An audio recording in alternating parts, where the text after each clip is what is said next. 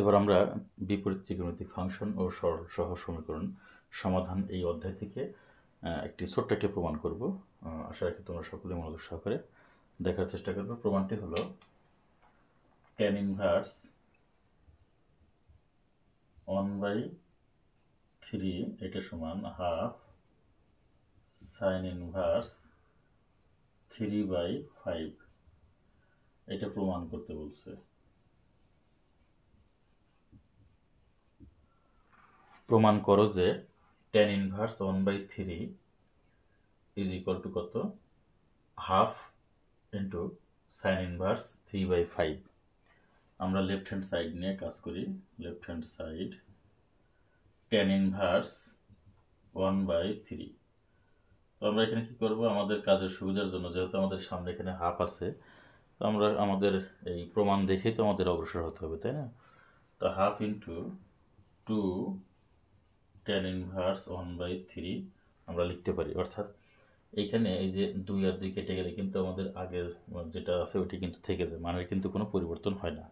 So আমরা এটা লিখতে পারি। এটা কেন লিখলাম, এর কারণ আছে। কারণ হলো, আমরা একটু কারণটা লিখে নিই। এখানে 2 tan ইনভার্স এক্স এর সূত্র হলো 3টা।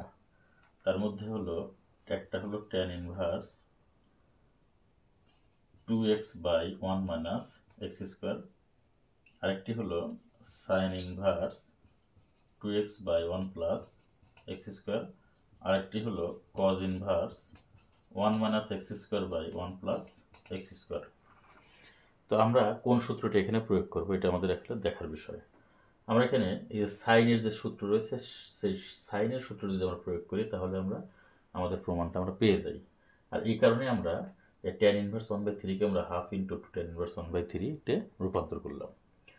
ওকে, তাহলে আশা রাখি তোমরা এটা বুঝতে পেরেছো। আমরা দেখি আমরা কোন সূত্রটি প্রয়োগ করব, সাইনের সূত্রটি প্রয়োগ করব। তাহলে সাইনের সূত্র প্রয়োগ করতে হলে কি করতে পারি, আমরা এখানে হাফ ইন্টু তাহলে sign inverse 2 into x 2 into 1/3 divided 1 plus x square বলতে 1/3 হোল স্কোয়ার।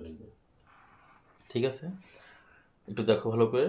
এখানে আমরা কি করলাম যে তাহলে 2 tan ইনভার্স 1/3 এর সাইন সূত্র হলো sine inverse 2x/1 plus x square. So 2x বলতে 2 ইন্টু এক্স হলো 1/3 ডিভাইডেড 1 প্লাস এক্স স্কোয়ার বলতে এখানে 1/3 হোল স্কোয়ার। ওকে, তাহলে আমরা কিন্তু সূত্রে কিন্তু অলরেডি ফেলেছি। এখন আমরা জাস্ট খালি ক্যালকুলেশন করলে আমরা সাইন ইনভার্স 3/5 চলে আসবে। অর্থাৎ এখানে সাইন ইনভার্স 3/5 আমাদের আনতে হবে। মানে আমাদের ক্যালকুলেশন করলে চলে আসবে, আমরা তো জোর করে আনতে পারি না। ক্যালকুলেশন করলে অটোমেটিক্যালি চলে আসবে আশা রাখি। তাহলে এখানে যে হাফ ইন্টু সাইন ইনভার্স 2/3 আর নিচে 1 প্লাস 1/9। ওকে, ব্র্যাকেট দেয়, ব্র্যাকেটটা দেওয়ার কারণ হলো সেভ রাখা আর কি। ওকে, এখন এই কাজটা আমি এখানে একটু করার চেষ্টা করি, দেখি। Half into sign inverse 2/3 divided, এখানে যদি আমরা 9 লসাগু করি তাহলে 9 যোগ 1 তার মানে 10/1/9 লিখতে পারি। এই যে এরপরে হাফ ইন্টু সাইন ইনভার্স এই যে 2/3 উপরে গেল 9, নিচে আসলো এই যে 10। এই যে ঠিক আছে। এখন এখানে আমরা যদি 3 দিয়ে 9কে আমরা যদি কাটাকাটি করি তাহলে যে হাফ ইন্টু সাইন ইনভার্স উপরে হয় 3 আর এই 10কে 2 দিয়ে ভাগ করলে হয় 5। তাহলে যে কিন্তু হাফ সাইন ইনভার্স 3/5, তার মানে যে হাফ সাইন ইনভার্স 3/5, তার মানে এখানে রাইট হ্যান্ড সাইড। ওকে, হয়ে গেছে। তার মানে আমরা কাজটা কি করলাম, tan ইনভার্স 1/3 ইকুয়াল টু আমাদের প্রমাণ করতে হবে হাফ সাইন ইনভার্স 3/5। তাহলে লেফট হ্যান্ড সাইডে আমরা নিলাম tan ইনভার্স 1/3। এখন আমরা এখানে কি করব, আমাদের কাজের সুবিধার জন্য অর্থাৎ প্রমাণ দেখে আমাদের সামনের দিকে অগ্রসর হতে হয়। তাহলে হাফ ইন্টু আমরা 2 tan ইনভার্স 1/3 এখানে নিয়ে আসলাম। ওকে, তার মানে আমরা 2 দিয়ে কেটে দিলে কিন্তু আমাদের সেই tan ইনভার্স 1/3 থাকে, কিন্তু আমাদের এখানে আবার সূত্র প্রয়োগের জন্য রেডি হয়ে গেছে। অর্থাৎ 2 tan ইনভার্স এক্স এর সূত্র কি, sine inverse 2x/1 plus x square. So আমরা sine inverse 2x/1 plus x square. এখন জাস্ট খালি ক্যালকুলেশন, আমাদের ক্যালকুলেশনটা আমরা ঠিকঠাক মতো করলেই আমাদের কিন্তু এই কাঙ্ক্ষিত আমাদের যে রাইট হ্যান্ড সাইডে যা আছে সেটা কিন্তু আমরা পেয়ে যাবো। এখানে আমরা তাই পেয়েছি।